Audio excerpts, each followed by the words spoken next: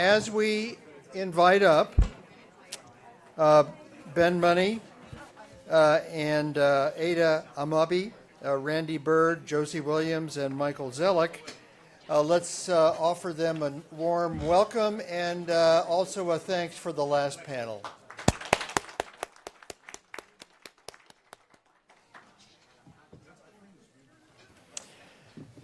Ben Money, as I mentioned, is the Deputy Secretary for Health Services at the North Carolina Department of Health and Human Services and also a member of our planning group. Ben, thank you very much for your contributions, and the floor is yours. Okay, thank you so much.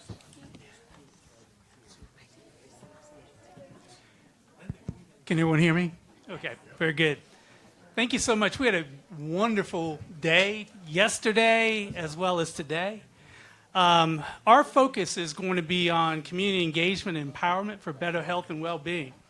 And there were so many comments that were made yesterday that really align with our discussion today. And I want to just kind of go through a few of them just to reframe our thinking from this session. First one is, change only happens at the speed of trust. Every system is perfectly designed to get the results it achieves. The choices people make are based on the choices available. Health equity must be addressed to address health disparities. The critical task is to create the conditions where communities can be successful. We need to reduce healthcare fragmentation and implicit bias. Place cannot be understood in the South without examining race. There is a divide and disinvestment in communities. Structural racism has a way of recreating itself. Zip codes matter more than genetic codes. The building power is in communities. The greatest barriers are between cultures, professional communities, and grassroots communities. Communities are concerned with how it's done for them. Doing this work is uncomfortable, and you need to be ready for this. If it matters, meet weekly. Be professionals with a grassroots perspective. And my first commitment is to transform myself. Be humble. Come in on community's terms and be willing to hear some things that are hard to hear. Systematic exclusion rather than saying the term underserved. Be humble, align, and adjust systems.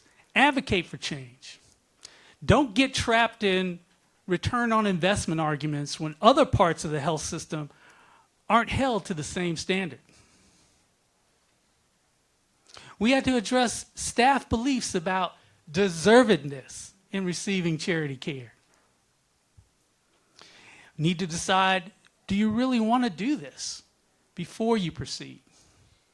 And you have to be uncomfortable with conversations, but be willing to listen. Acknowledge truth and hold yourself accountable. Sometimes the messenger is more important than the message. Cultural humility versus cultural competence. If you're not part of the culture, you'll never reach competency. We have a lot of data, but we don't have much insight. The second mouse gets the cheese.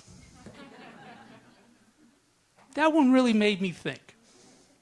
That one made me think. And it reminded me of a time where, and it wasn't long ago, it was a few months ago, I was at my community health center. As many of you know, I was previously the CEO of the Community Health Center Association, and I go and continue to go to a community health center as my primary care provider. That's my medical home.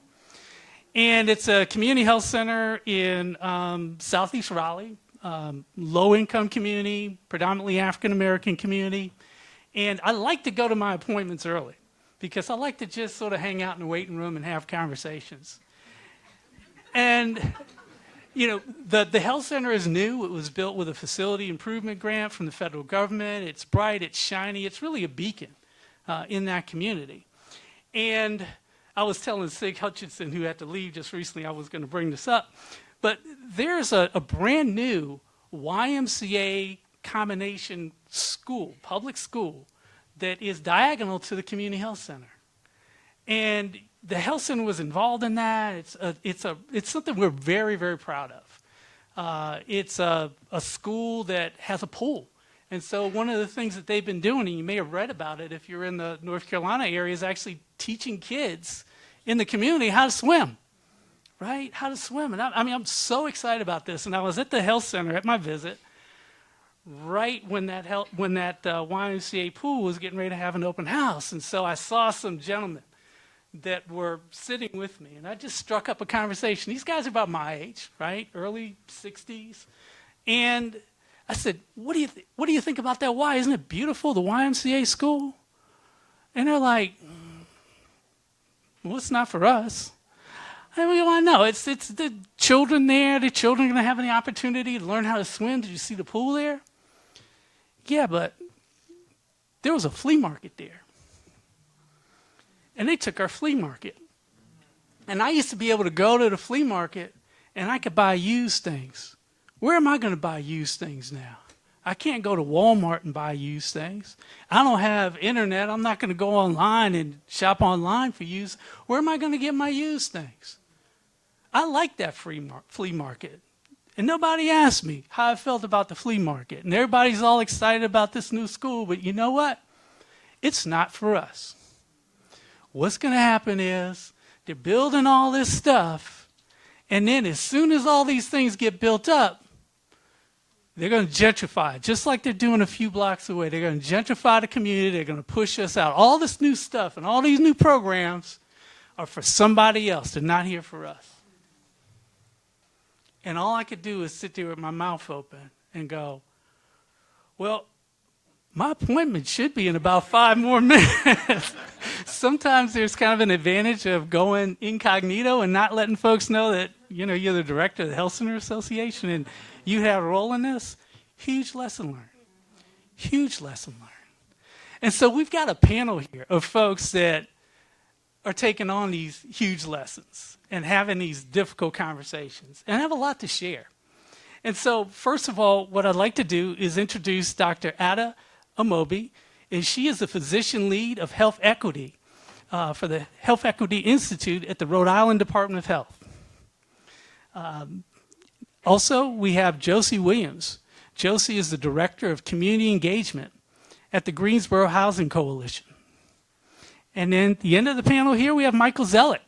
Michael is a health promotion and policy division director at the Chatham County Department of Health.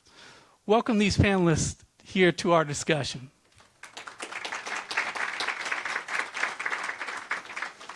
So I just shared a little bit about a humbling lesson that I learned. You know, and I've been doing this work for over 30 years, and you kind of feel a lot of times you're comfortable, you're grounded in the community. Here I am, I'm present, I'm engaged, I'm participating in the work. And then, you know, every day is another lesson, right? So let me just pose this question. How are you engaging the community in the work that you do? But first of all, tell us a bit about the work that you are doing so that we have a better sense of your programming, your challenges, and the community that you're serving. Dr. Amobi? I can start. Oh, did I get that? And you give your slides, too. Did I get the broken mic? Here.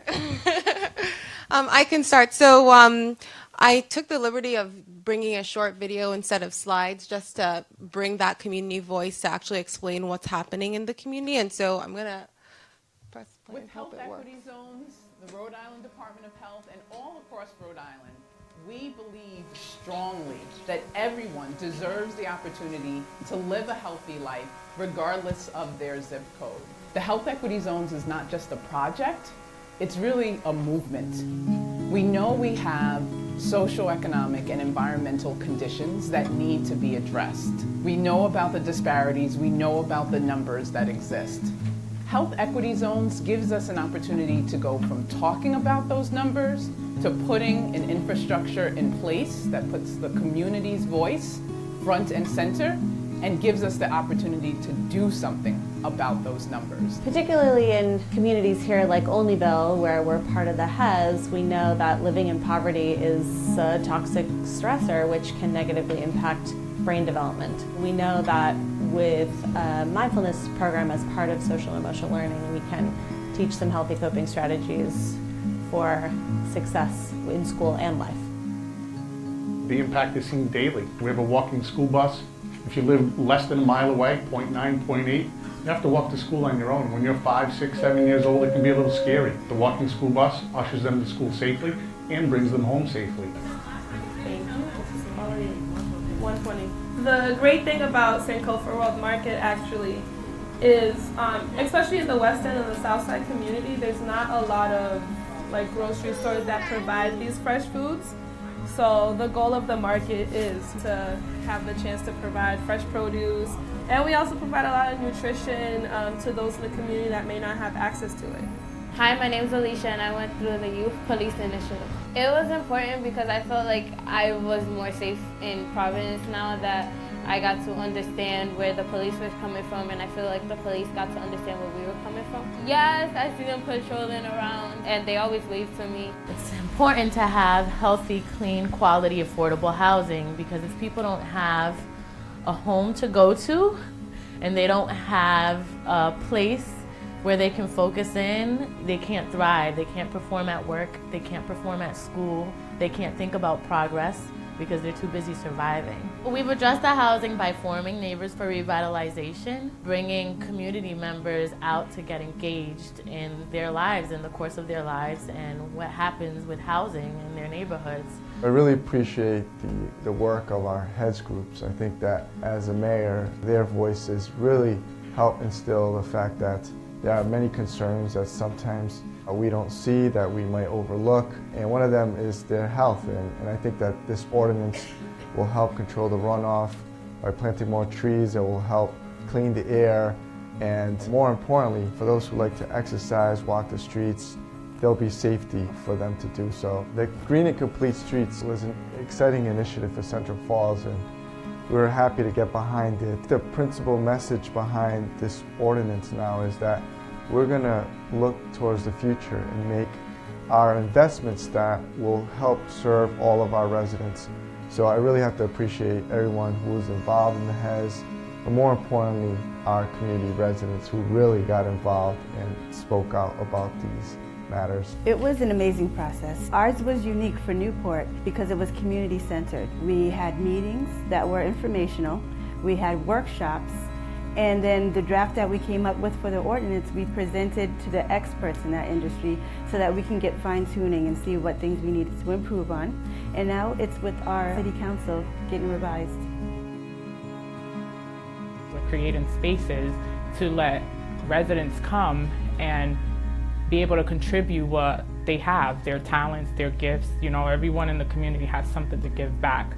And we are here to create those spaces in order for them to invest into the community they live in. Bristol let us know about how they felt there weren't enough services in mental health. So our group formed a working group, the Substance Abuse Awareness and Prevention Working Group, and we met to discuss the needs. And at that time, much of the funding was going to prevention programs in the school district, but they weren't going to address the needs of the adult in our communities. In both of the communities where we facilitate the HES, the opioid crisis has been pretty devastating. In Woonsocket, at least in 2016, there was the highest rate of death as a result of opioid overdose in the state, almost twice the state average. West Warwick has been, among the top hardest hit communities as well. So it was really important to us and to the community to focus on this issue. In 2015, Governor Raimondo also launched the task force to prevent overdose and rolled out the strategic plan to reduce overdoses and save lives. In our HESs in both West Warwick and in Woonsocket, we made the decision to implement on a hyperlocal level. It's what you're doing together here that makes this so special. And this is a really important SAMHSA grant, one that I hope will become a model around the country. The collaboration that we fostered through our health equity zone was critical to us being able to receive this grant. We've got 2 hospitals, 4 health centers, our community mental health center, all collaborating on this effort. Zero Suicide is an initiative that is done typically in one health system. And what we're doing is taking a population health approach. Policies are changing, outcomes are changing. Health Equity Zone residents and members are starting to run for offices and become elected officials. That's how Health Equity Zones is making a difference, and that's going to positively impact everyone across the state. The HES has been amazing.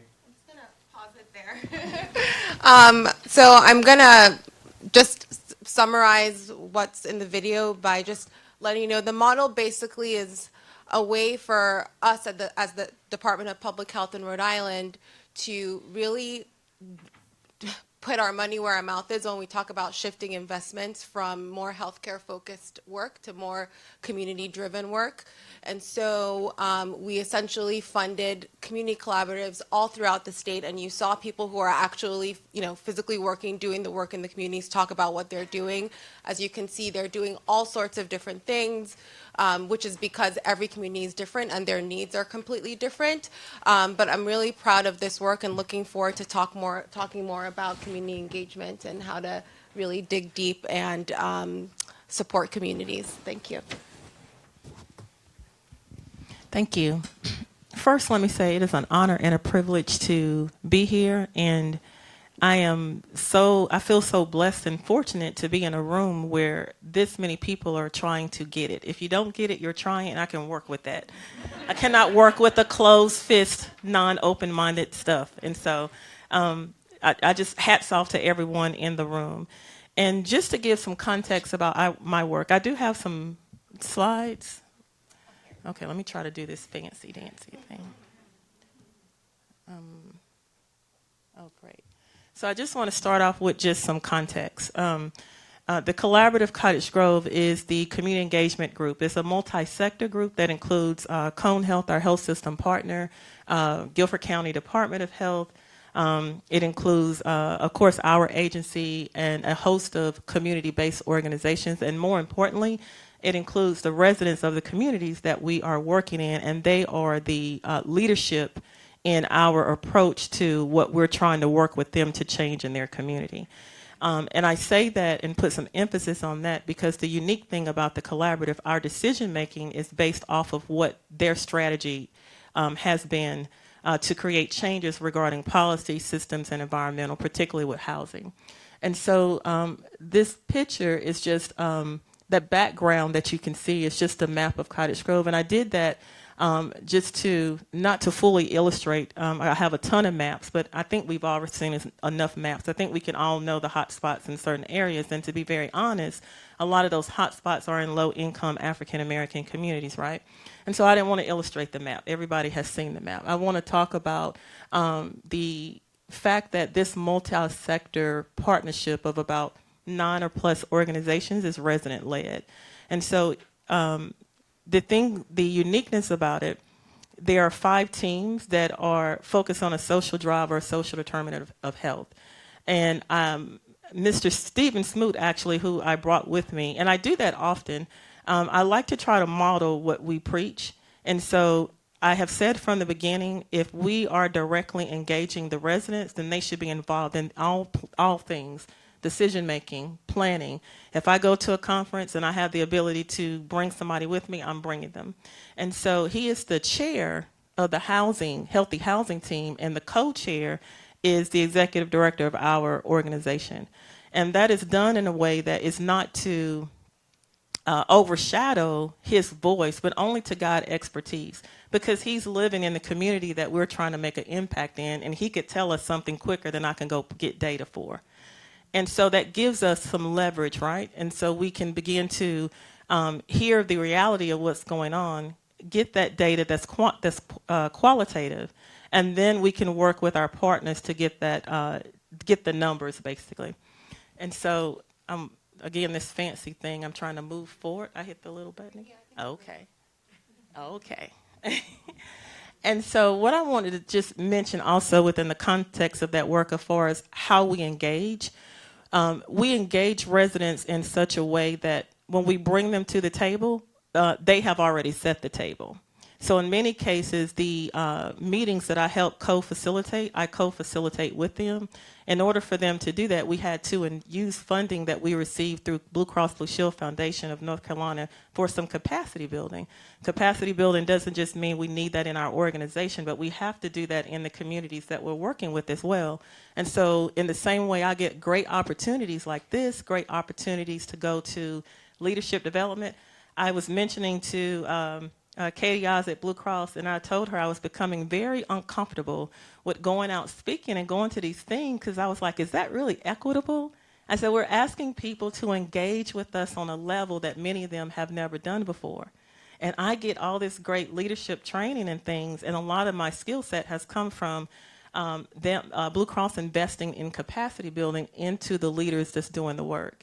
And so my thing was, can we not find a way to invest directly into those residents who we are asking to engage with us on levels to create changes with policy and systems they had never done before? How do we do that in a way that is feasible, cost effective?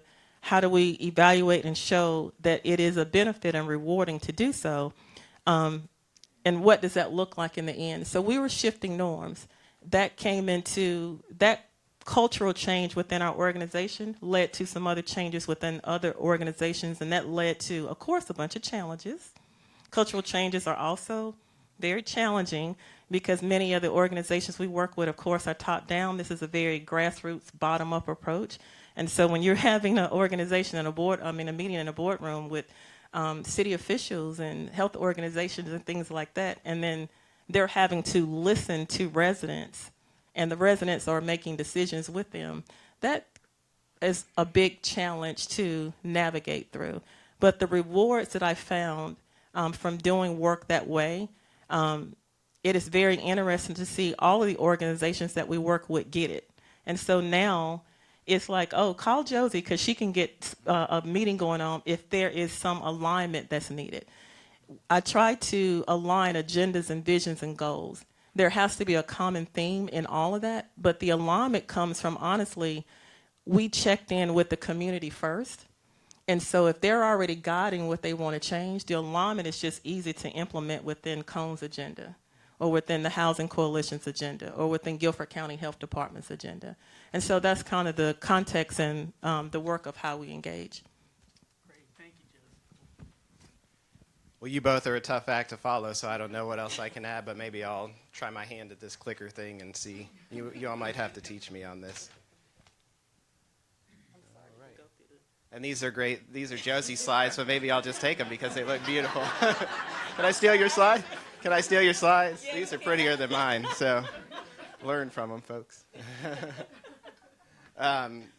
I really enjoyed Dr. DeSalvo's talk, too, this morning. She voiced strong support for local public health, and I really appreciate that as a local public health person. I think when we talk about community engagement, it starts with looking internally, and so we've been doing strategic planning as an organization and looking at our mission and vision to really think about how we structure ourselves as a department to really facilitate strong community engagement.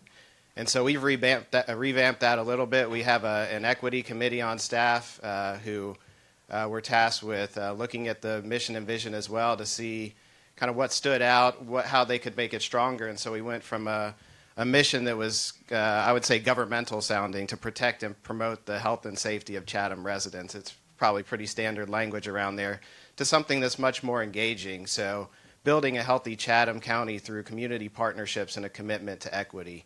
So I think that that's where we begin, and that helps design our strategic plans. That informs our strategic plans, which informs our workforce, which informs our priorities, which informs how we go about, I guess, doing business. So that kind of subtle shift, I think, really showed where we've come as a health department, and this is brand new stuff. And I think those partnerships with our community partners, our stakeholders, and community members are key.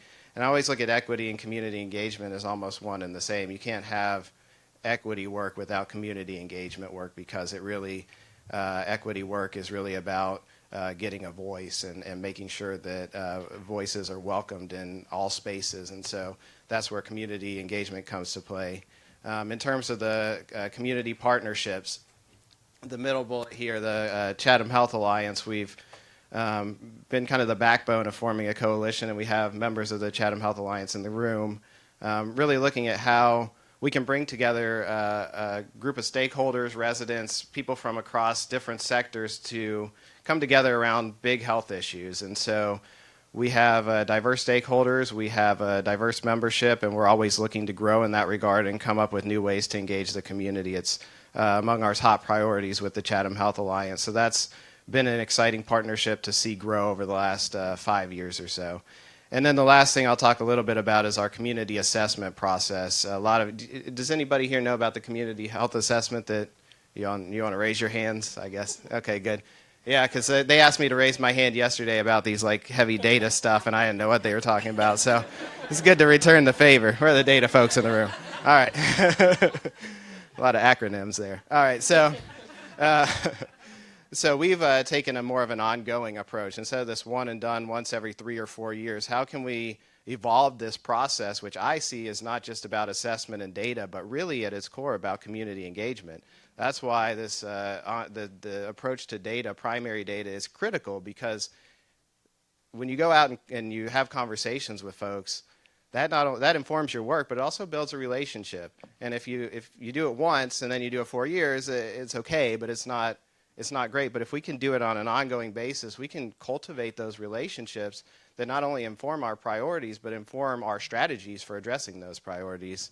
And so we took a little different approach in 2018, and we actually dropped the word, this is probably like blasphemy here, so I apologize, but we dropped the word health from the community health assessment process because we recognize, we talked a lot about social determinants or drivers of health, and that's our language, right? But we recognize in Chatham County, there's nobody who does a community assessment process as robustly as the health department through the Chatham Health Alliance. And so we knew we needed these broad stakeholders. We knew we needed the community, and we wanted to maximize the impact of the community assessment process. And so that subtle tweak is, I kind of laughed every time I said it because it sounded kind of funny. We took a word out of it.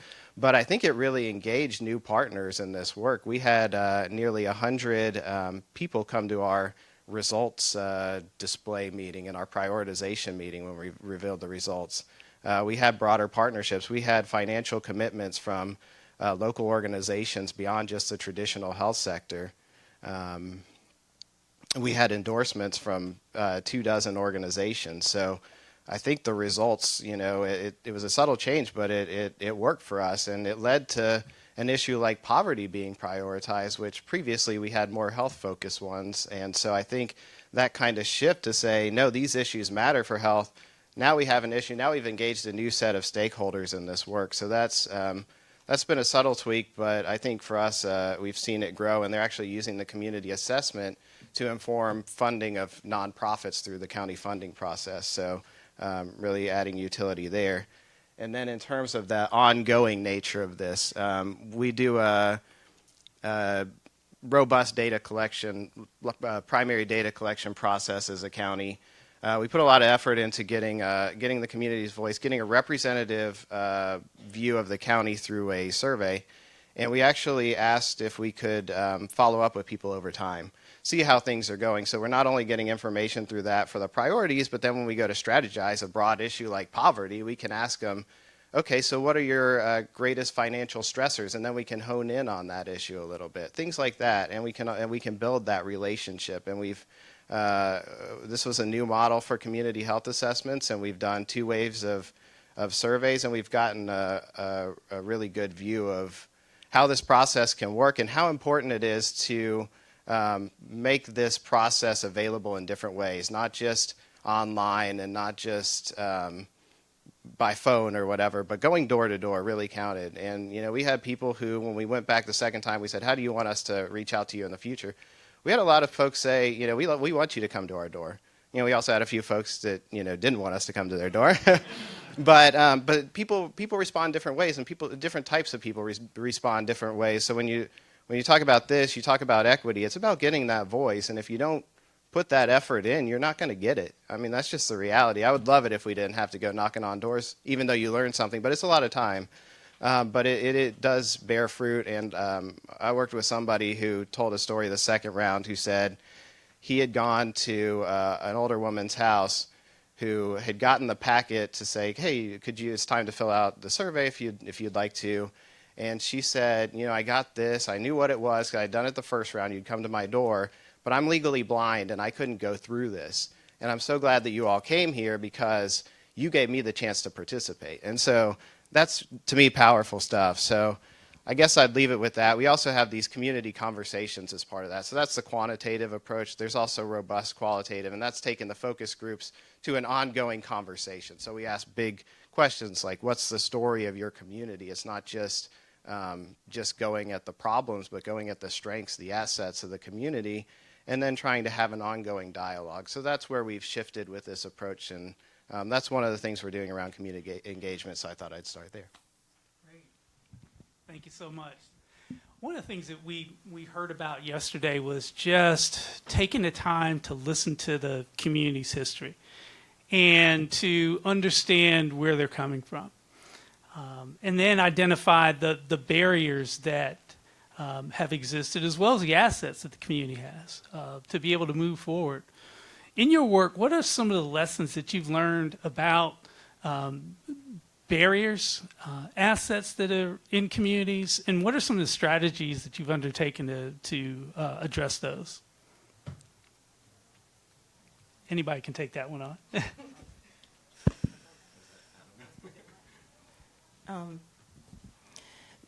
I guess the biggest barrier for the community that I work with more closely than others is Cottage Grove in East Greensboro. East Greensboro historically is the section of the city that has the least economic investment, I guess you can say. And so that, and then it is a historically redlined community. And so that it's still the residue of those systematic exclusionary practices from years ago that's still resting in the area today.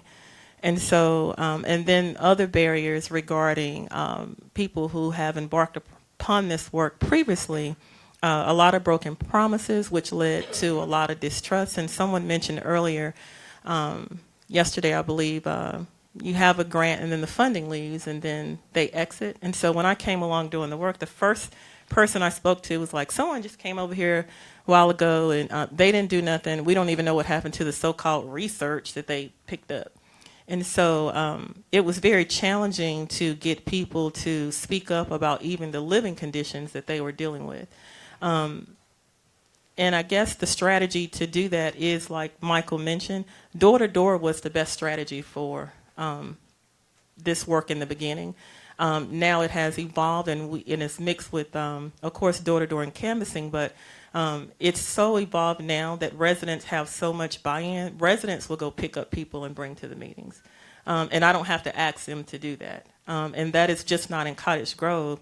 Currently, right now, a result of that is we are developing a community advisory council. So it's not just a Cottage Grove focus in a neighborhood, but we are looking at representation across the city in each district. And right now we're on the third meeting, and that meeting in three meetings has grown from 5 to 20. And there's representation from 6 different neighborhoods in 3 districts. We're working on the last 2. I think that strategies where residents are feel included, and it's not just a feeling, they know they have a sense of ownership in what's happening. That's what will get them to engage. I have residents on my cell phone. They have my cell phone. Some people don't like to do that. And I say to that, then hire someone that's going to focus directly in your community. And so I know there's always a cost issue, and I can understand that. And so it goes back to what someone earlier, either we're going to invest in what's necessary or we're not. And so with that being said, it is labor intensive to go door to door. It is labor intensive to do that. But if we don't find creative ways other than a normal traditional focus group, if we don't find ways to actually authentically involve the residents in what is happening, then they're not going to show up. And so it's interesting. Something just happened this week. I could not have been more proud to see. I was in Chicago and residents were organizing and mobilizing, and they did that in 24 hours and stopped the rezoning that was about to happen in their neighborhood. And this just happened on this past week. And so I'm in Chicago, and I start getting phone calls from different residents, and they're saying, asking me, could I come help? And I was like, I'm not there. And I asked what was going on.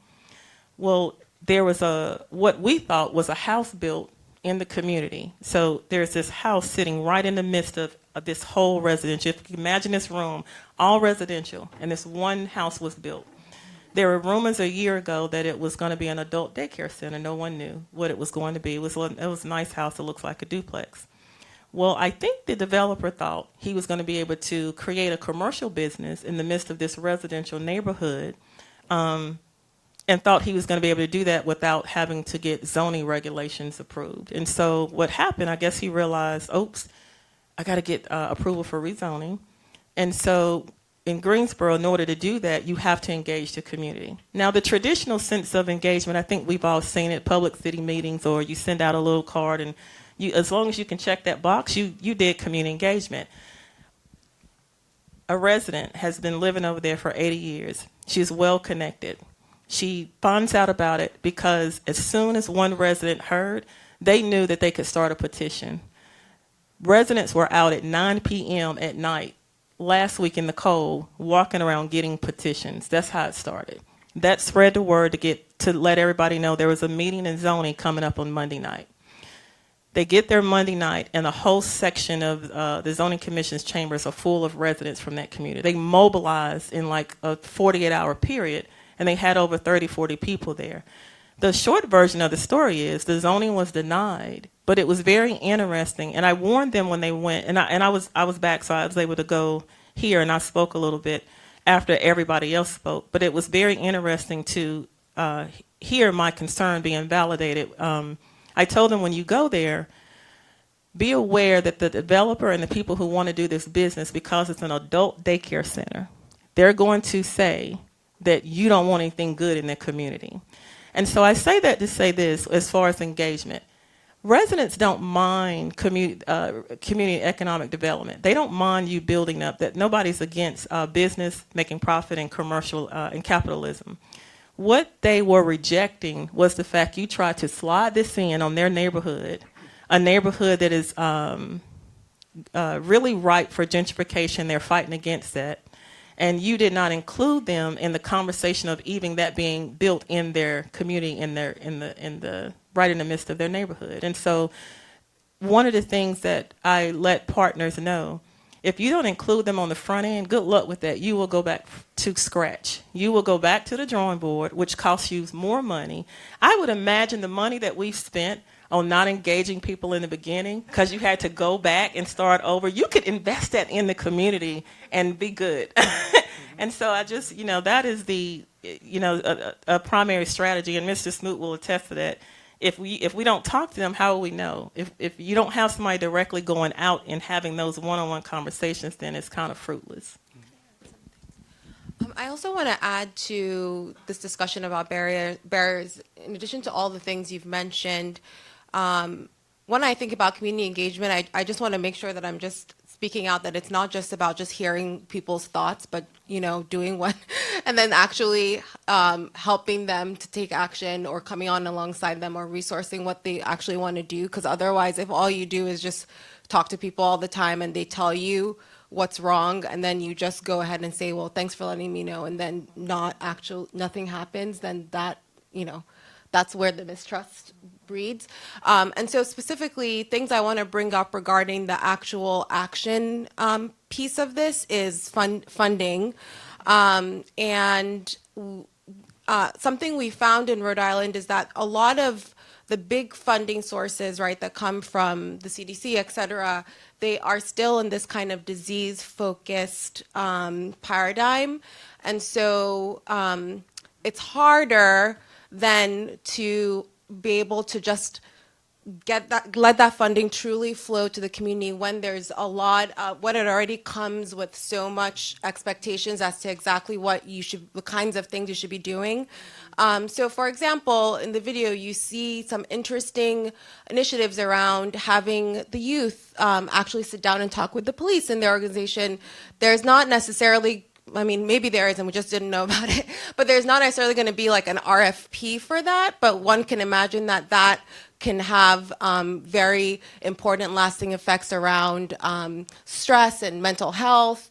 And then, a lot of the other things they're talking about, there's not necessarily going to be an RFP that fits that exactly. And when you're trying to support the community, we really need more flexible funding that still holds people accountable to doing what you said you're going to do and to making positive change. But really, if we are truly trying to engage the community, we need to make our funding respect their voices. And then the last thing is funding for just infrastructure, funding for them to just keep their, to print things and, pay their bills. That is not necessarily all programmatic. And so because we have this amazing model, there's so many people who see our model and then they want to help fund something, but they're more excited about funding the programmatic work, but not funding, the staff, and they need healthcare and they need, to pay their own bills, and they need a place to stay and place to hold meetings and to be able to have refreshments for community members. So all that stuff needs to be funded too. And so these are very, I think, they're not that hard, they're not that difficult to start finding ways to change how we are making our RFPs out into the community, but they end up being big barriers for engagement when we don't think about how we provide funding to the community-led initiatives. So yeah, I'll stop there. Yeah, that was a great point, and I think in terms of funding, I echo that in the local public health system. I mean, we have great models from Dr. DeSalvo on Public Health 3.0, which is exciting for those who are familiar with it.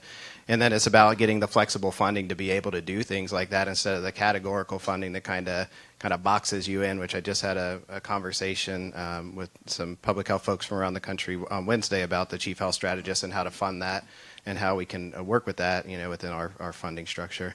I think in terms of community, I think there's a spectrum in terms of community engagement from absolutely no community involvement to getting the community voice to inform your work all the way to community-led action. And these folks are a testament to doing that right. And I think we should all be working towards that upper end of the spectrum where it's not just the information coming in, but an ongoing process that really puts the ownership in the hands of the community and drives what we help drive what they value.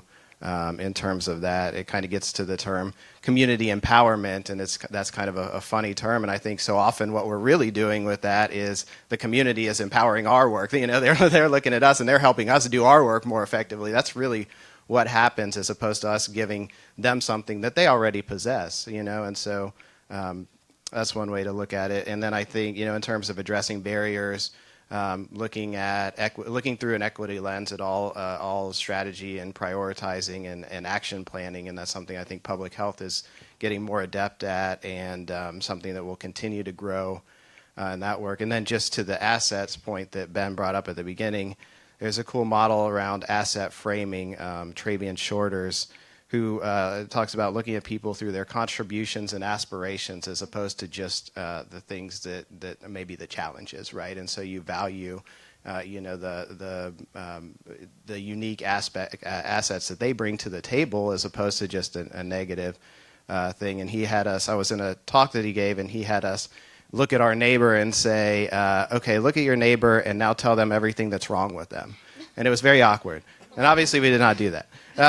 But I mean, sometimes that's how we approach our work. And so, I mean, how does that, I think, when we talk about health equity, we talk about community engagement, we got to talk about stigma too, and we got to talk about recognizing the assets that communities have. It just not, be honest about the systemic issues that are causing problems, right? But also talk about the unique assets that every community and every community member brings to the table. And when we talk about this term empowerment, I think some of us had this conversation about the fact that that's really a loaded term. That assumes that we have power that we're giving to someone, and that's not the case. In fact, the community has the power, but we need to help them unleash it. And I've heard several of you talk about engagement with the community through advisory committees, through investing in them, through training and opportunities. So if you wouldn't mind, just go a little bit deeper about your the role of individuals with a lived experience in the design and execution of your programs, especially the utilization of the resources available. How much actual governance do they have? And governance assumes that you've got the power to determine where those dollars and where those resources go. If you wouldn't mind. I can start. So the health equity zone model is really designed at every step of the way to put people with lived experience at the center of what's happening. And so when we, so first, for just more context, this is now in going into its 5th year. And when we first we put out an RFP specifically to community-based organizations who already have a lot of experience in the community. And as we were looking at the applications, one of the things we really wanted to see is people having some sort of, evidence of actually having spent a lot of time and doing a lot of work and building relationships and knowing people in the community. And so from the beginning, the people that we, the collaboratives that we funded were designed to have community-based organizations at the heart of them. And then in terms of the governance piece, so we have 10 health equity zones throughout Rhode Island. I just want to remind everyone, Rhode Island is a very small state. We're about 1 million people. So, we also don't have local public health departments. It's just the state health department. And so the governance of the health equity zones really sits amongst that collaborative. There is what is called a backbone organization, and that was specifically because how we funded this was using braiding from different federal funds and then also some state funds, but we needed some kind of fiduciary agent. You can't, it just gets way too complicated if you're trying to do something with, let's say, 20, 30 CBOs. So we needed kind of like a captain of the team. So there is like that captain position, but that is, again, also still coming from the community, and they are the ones that hold the meetings. They're the ones that hire people. They're the ones that help set the priorities. They hire their own, so they have their own evaluation staff. And so all of that goes through them. We're always there for, we meaning the Rhode Island Department of Health, and there's a whole team of people working on this, but we're there for support if they need it. And we also create opportunities for different HESs to meet and talk, but we are not in any way leading the agenda. So I found that, so just to, I guess I would summarize by saying that there's a way to build things so that just inherent in its structure, you are putting people with lived experience at the center of what's happening, if that makes sense. Yeah.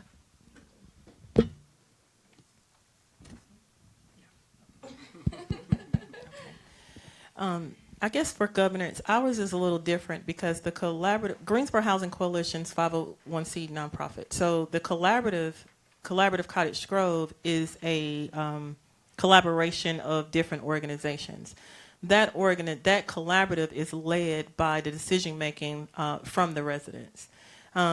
Greensboro Housing Coalition's role in that is the fiscal agent of the grants that we received. So when we're speaking about the flexibility, we have a lot of flexibility because the collaborative was formed initially because we received a grant, community-centered health grant from the Blue Cross Blue Shield Foundation of North Carolina, which began in 2015 because I came along in 2016.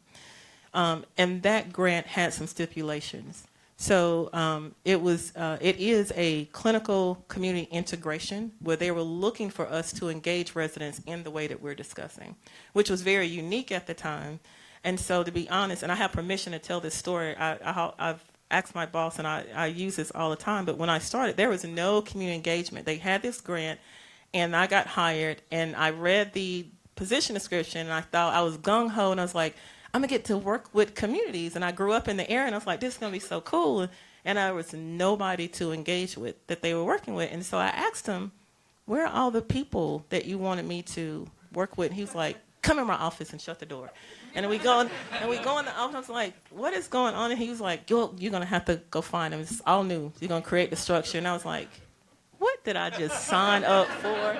And so I looked at what that guidance from the RFP and the what the stipulations of the deliverables were, and I started to implement. And my implementation came from, the fact that I did not grow up in this community. I grew up close to it. It was walking distance. This is where things were segregated into this community. And so this is where I would go when I was little to get my hair done. And this is where I would go shopping. And so I was very familiar with the community. And I just remember looking at that Blue Cross Blue Shield grant, and I was like, wow, if I had this, or if people were working like this when I was coming up, what would I want to see happen? And I just remember thinking, I want somebody to ask me what I wanted. And so that's where the door-to-door canvassing came from. And then having the partner meetings with everyone, all the partners, I went back to share with them to remind them, this is what you signed up for. Here's some things that, you promised that you would do. And they're great. And so here's my suggestions for doing that. And that's where the resident leadership came from. That's where the decision-making came from. And so as far as governments, as far as the monetary transactions that go on because of the grant, and because of that resident leadership, those committees that I mentioned, we are just a fiscal agent. And it put GHC in a very different position that they had never been in. They're not only a partner agency in the group, but they're now the fiscal agent, right? And so that was very new to them. Even culture had to change in their mindset on how they viewed that we were going to work, because I wanted them to understand, if you want to be most successful, let the residents decide on how to spend that money, as long as it aligns with the deliverables. So my biggest role is to facilitate the alignment of all of that across the different partners and what the residents are seeing they want, and find those pieces that will fit together. And then when the Healthy Homes Committee has a community change project, it is actually approved by the neighborhood association, and then it goes to GHC for final approval. And they're not approving saying, yes, you can do this. They're approving saying, okay, yes, this was created well. Yes, you defined your process well. Yes, that's what we're doing, and then we're going to send them a check. And then my role is to make sure that what they ask to do gets done, and that's how the alignment happens. And so it is a lot of flexibility. And then on top of that flexibility, we were awarded a little less than 2 years ago the Build Health Challenge Award, and now we were just awarded the 3.0 award, and that just was announced this week. And the cool thing about that award is it aligns from the initial grant that we got with Blue Cross Blue Shield, and it works within policy systems, environmental change. It works with the data piece that we have to do. It works with making sure we go upstream. It works with making sure we are local, meaning there's resident involvement. And so all this alignment just fits with the values and the goals that have already created. And that process of the community change projects, aligning with what we said we were going to do, aligning with what the residents said they want, aligning with the agendas and the visions of the partners that we work with, that's a lot of alignment.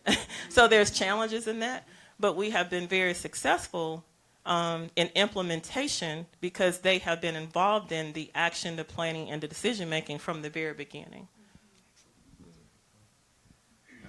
I know we have other questions to get to, so I'll just mention, you mentioned coming to the work and talking about, how you were from that community and how much that meant. And I think you kind of mentioned it in passing, but it was really important, and I just wanted to highlight that.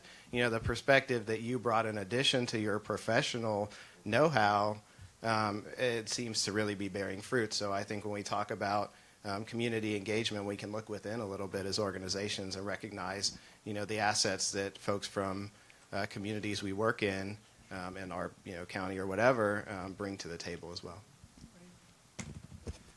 Well, I know that we are the ones standing between you and lunch, but we want to make sure that there's an opportunity for the audience to ask our panelists questions. Yes, sir. My name is Stephen Smooten. First, I have three things I want to ask. I'd like to thank Ms. Karen because I appreciate her commitment and passion and the direction that she's going to. I'd like to lend you my hand because if you need to find another market, we can get together and build one. I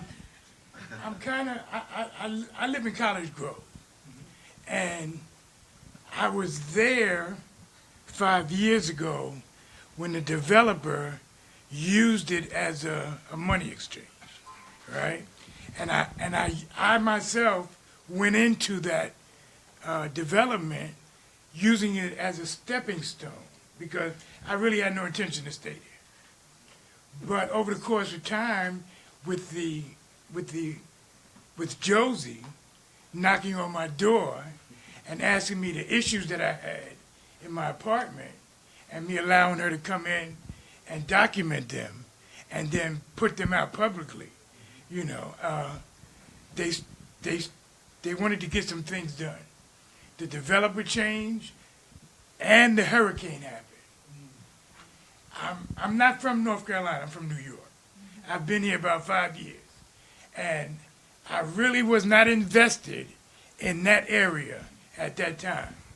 But because of the tornadoes and because of the things that Miss Williams showed me I could accomplish just by becoming part of that community, I became invested. And during the tornado, I watched the resiliency of the people in that area and how they came together to help each other in a time of tragedy, right? I also became empowered through the meetings that I went to with the community board because the issues I had in my apartment, even with the new developer, weren't taken care of. But because of this empowerment, I was able to get that done and more. So now I'm really invested because my thing now is that because of medical issues in that venue, we have a lot of young kids that have asthma, that are living with mold, and they don't have anyone to speak for them. And it is vitally important that we understand that this is not about us, this is about them.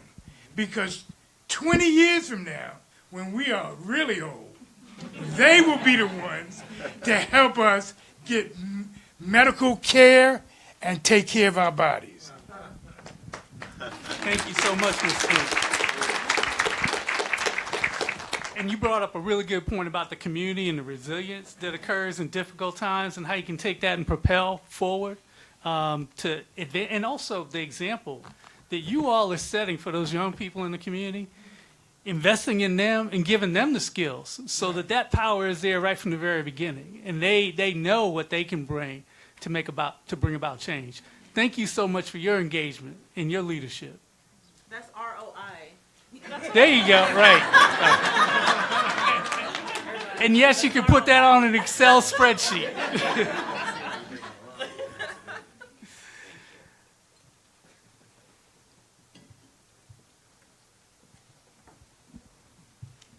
Thank you so much for joining us today and sharing what's happening at your various organizations and your communities. What I wanted to ask about is I think we're all aware that this is definitely a grassroots movement. It's really going to have to happen from bottom up when we think about addressing health equity and disparities. And I applaud the work that's happening at the community level because it's needed and it's amazing. And what I would like to ask from you all is what would be helpful or what would you want to see happen at the state and federal level to bring this piecemeal work that's being done together a lot of our community work is driven by philanthropies. And I'm not saying that there isn't local or state investment, but I'd like to hear from you all, what do you think can happen at the state or the federal level to ensure that we have a well-rounded and well-supported system? I can start as a local rep. I'll speak to Ben. No, I'm just kidding. I think that a lot of funding has been brought up several times, and funding always is helpful and really important. It's not the only thing, right? But it's a start. And so on some of our equity work, for example, we got some funds from the Office of Minority Health and Health Disparities from the state to work on culturally and linguistically appropriate services class standards. And we coupled that with some other broader equity work that we were doing. But that really was focused within, and I think, as I mentioned early on, it starts within as an organization. And we've had that just since the beginning of 2019. But I can say the conversations, the work that's been going on through that has been really powerful for us. It's helped us structure our strategic planning. It's helped us structure our mission, our core values, our performance evaluations, how we view recruitment, how we view interviewing staff coming on board. It's infused through all of that, so it's a culture and not just a one-and-done thing. And so I've been really, I've told the staff member, Michelle, who leads this work, how powerful it's been to participate in these meetings, because often we think really big picture systems level. That's where I like to work usually, but this has been kind of nitty-gritty. But that funding has driven us to start this initiative, and and at the end of the day, it's not just the money, but that direction, that guidance, that expertise coming from the state, because there are really brilliant people there who are leading the charge, has been really powerful. And so we get that from the state, maybe the federal level too. It really helps us out. Thank you, Mike. I just want to just compliment that by saying that within the North Carolina Department of Health and Human Services under Secretary Cohen's leadership, we really have been looking at all the investments that we receive in the state and looking at our programming across human services as well as health services and really identifying what are our core objectives. And I think you can see that through some of the initiatives that she described yesterday, but really focusing on populations and bringing all the tools and all the resources as well as aligned measures and objectives to the table so that we can support health centers, health departments, local DSS offices to accomplish their objectives. And I think the more we can consider interdisciplinary teams, braided funding, and again, aligned measures, I think the better we will be at advancing these objectives. And I do believe that engaging the community, particularly valuing the experience, the expertise of individuals with a lived experience is really critical. And that is important as we think about developing the workforce of the future, assuring that our workforce is diverse and comes from diverse backgrounds, and making sure that our educational system doesn't have rungs missing in the ladder so that we're missing out on individuals that could go to medical school or nursing school or other professional schools that are getting caught up in a poor, unstructured educational system.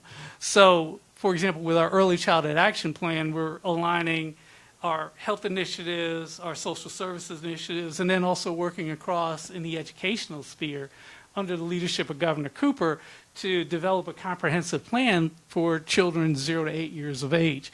I think the lessons we learn from that through iterative evaluation process will be very instructive as we go forward to support local health departments as well as communities in North Carolina to advance our objectives. I also just want to add that in terms of thinking about what at the state level we could do better, I just want to plug the ASTO, Association of State and Territorial Health Officials. So my director is the outgoing president, and while she, during her term, each president gets to pick a challenge, and so her challenge to all of the state and territorial health officials was to really shift the framework, not just to community informed, and you brought this up, this idea of just listening, but to community-driven work. And if you go on the ASTO website, there's actually a lot of very practical frameworks and information to help people shift that in their work. And then the funding, like we talked about, flexible funding is something that can be done at the state and federal level. And then lastly, the evaluation, and this was brought up during Dr. DeSalvo's talk this morning. We always have a need for evaluation, but I think that especially some people at the state level, usually not public health people, don't really understand that you may not see a quick turnaround, within someone's term, for example. Some things may take longer for you to really see the kinds of effects that you want, and that's kind of, public health in general. There are some things that are low-hanging fruit, and you'll see things very quickly, but we all need to just get comfortable with the fact that some of this work we're doing, we're talking 5-10 years. And we should still hold ourselves accountable and still have an evaluation plan and still be collecting data, both short-term and long-term, but we all need to start shifting our expectations, from the government side as to what we're expecting to see with regards to outcomes. And I would say, regarding funding, you can have the funding, but if the funding is not allocated properly, then you're back at square one. And so I guess with regards to funding, just like you had mentioned earlier, the work in the community never turns off. And so I'm funded through the grant that our agency, this group, has received through Blue Cross Blue Shield Foundation. Because I'm so invested, before they hired me, I was working for free for a year anyway. So everybody's not going to do that. But and I'm not saying that, but I'm just saying it just puts it in perspective what happens to me when that funding goes away. And so the capacity to help guide and align and do the work, it does happen in the community. I'm here to create that leadership so people like Mr. Smoot and others can pick that up and keep going. And then making sure funding is allocated to do things like, would help with the meetings. If I'm aligning something with Department of Health strategy, and we are in partnership and we're working together, meaning I'm going to help align residents to help with a common agenda that both of you have, but I have to meet with them. I have to go out and instruct and guide with them. So we have to have meetings. Those meetings and the materials needed to put that information out there, money, that takes money, right? And so not to forget the allocation of that. And it was interesting. Patrick yesterday from Blue Cross Blue Shield mentioned something when he was speaking. And he said, he talked about Blue Premier. And he talked about having to start from scratch after they realized they needed to ask providers, right? And so I got to thinking, if at that level they had to go back and start from scratch, and then what? You get Blue Premier, which I like. What makes us think that we're going to do something different in the community in order for the work to be successful? When he spoke about that, I was like, wow. Okay, so at this level, you're working with providers and insurance company, and it's Blue Cross Blue Shield, and you guys had to start from scratch to go back and ask providers what is best. Why do we think that we're going to do something different in the community in order to be successful? So, Josie and the rest of the panelists, let me just pick up on that statement and ask you a final question. If you had a reset button that you could hit on any one of the initiatives that you've taken on within your project and start all over again, what was the lesson that you learned? What would you hit the reset button for, and how would you do it differently? Only one button?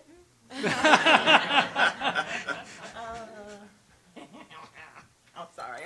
I know that's it. You go. I didn't have an answer when I picked this thing up. I should have thought ahead. I think, I'm proud with where our Chatham Health Alliance has come, the coalition, but I think we've had an ongoing discussion about how to better engage the community, right, and have community participation. And maybe if, we were starting up with our key partners and everything, but maybe if at the beginning we could have better figured out and strategized around, made it a priority, a top priority right off the bat. Let's get the community as the core part of this work. I think, we could see some additional progress in that coalition. I would agree with that. And the other thing that I would reset is making sure we had the right partners at the table. And not that any partner was wrong, but making sure the alignment of the vision and goals were all in sync with one another. And I think that if I could reset and go back, I would make sure that that is done as a priority. And the other thing that I would say is we see so much great work that has been successful in addressing social determinants of health. We see in our community, Avalon Trace was purchased. We got it out of the hands of a landlord that was just unethical and immoral, and then we got it in the hands of somebody that's really trying to rehabilitate and do well. And I would say that if we could go back and do a reset, I wonder what would have happened if we had been really intentional on documenting every process and step along the way and how that could be used now. Does that, you know what I mean? And so I know that ROI and evaluation and measure and data points and all that thing is so important, and I understand it now more than I did in 2016. And so it is hard to evaluate the impact on a community that historically has been redlined. This community is about 2,000, 3,000 people, and the whole community, there is one major sidewalk going down the middle of it. So it does not have any safe pathways to the one grocery store that it has. And now, because of the work, that community has moved up on the city's priority list. And so sidewalks are being implemented as we speak. And then we have a park that is sitting on top of a landfill. So there is some environmental issues there. There's a creek that runs through that park. That creek runs through the whole neighborhood. And then it goes to another little park that's behind that apartment complex that I just mentioned. And so there's some issues there, but we came together not just in that neighborhood, but in that whole district and mobilized that entire district, worked with City of Greensboro through a participatory budgeting process. And we were granted $40,000, and now there's a brand new park in that area. And so how do you quantify that? Because what I see and what everybody can see, it was desolate. And meaning, so there was isolation. I know there's people there, but nobody was utilizing. Nobody was out walking. Now we have bike lanes and sidewalks coming, and now you see more people. You saw people walking, but now you see them using a safe path. How do you quantify that? And then the park, it was desolate. And then we get the park. There's 20, 30 kids playing every day. I didn't know that many kids was in the area. And not only are those kids coming to that neighborhood park, City of Greensboro came back and put a fence up alongside the front of the park because other people from the other areas was bringing their kids to that park because that's the only park there. And so it was just filling up with children, and parents were just sitting out there. So that tells me isolation decreased. How do you quantify that? You know what I mean? And that's what I wish we had been very intent. We're doing it now, but if we had done that then, I wonder how we could have been utilizing all that now. You were right. We needed more than one budget. Mr. Smoot, everybody. I guess I can just say something very quickly. I've kind of mentioned this already, but I will just say that this comes from a yearly survey we do with all of the HESs in terms of just trying to ask them how are things going and what they would like to see change. And that piece about the infrastructure does come up a lot. And so you know how I said there is a way that you can, as you're designing something, design basically what you want to see. And so I think if we had been able to go back in time, we would have designed a way such that so we fund the HES, the Rhode Island Department of Health funds the HES, but they also apply for their own grants and get other funding. And so if there was a way we could have institutionalize the fact that as they're getting funding, all the people that are giving them funding have to have some % of it go to their actual just basic operating costs, not just the programmatic work. I think that's something that it would have been nice if it was done earlier on. Now we're starting to do that, but it would have saved a lot of headache if we did it earlier. So, yeah. I want to thank our panelists. Thank you. I want to thank them for doing the really difficult work. The work that doesn't have a map, it doesn't have an algorithm, it doesn't have a flow chart in the EMR. It's the tough work. I value all that you're doing and how you shared your work with us today. Just thank you again, please, with a round of applause. And let me add, on behalf of the National Academy of Medicine and the steering committee, our thanks for a great panel. Thanks to Ada, to Josie, to Michael, to Mr. Smoot. Thank you for being here, and of course to Ben Money for a great job moderating. Really appreciate it. And as we move to a lunch, which is going to be 45 minutes. 1:10 back here, when we're going to have the wrap-up panel on what we really have to do. What are the next steps? Where do we sign on the bottom line, and what for? So as we go out, another round of applause for our group.